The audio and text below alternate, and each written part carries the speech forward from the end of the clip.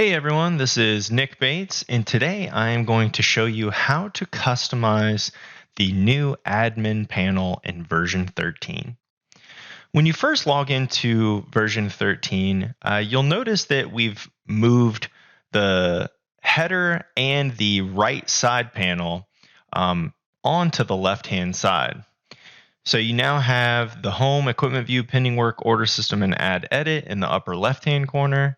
And then all of those hyperlinks that were on that side panel on the right-hand side are now here. Well, we would like to move forward and kind of clean up this side panel by removing these options. But you will always have the same customization that you had in version 12, and you can still put the hyperlinks here if you would like. Moving forward, if you go to the upper right-hand corner, we have a gear. And when you click on this, it takes you to the admin panel. Within here, we have sections like management, data transfer, configuration. So you may recognize many EXEs that are in here that you're used to launching. Now, let's just say you wanted to clean up this panel. All we do is we right-click in here.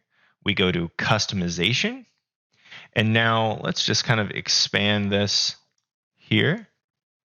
And you have a layout tree view and available items.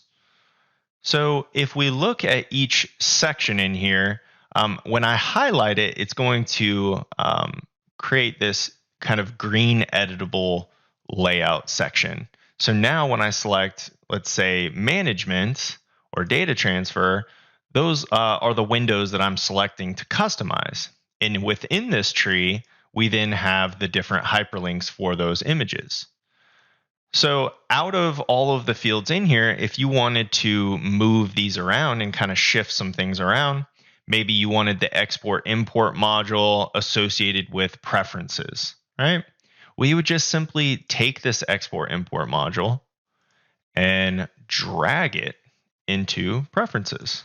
When we do that, you'll now notice that it shifts and resizes all on its own. Once we hit save in the upper left-hand corner, it's going to store that new layout. Or if we hit close, you'll see this red save layout button, and we just simply hit save. And now this is the new configuration of our admin panel. I hope this video was helpful, and thank you for watching. Have a great day.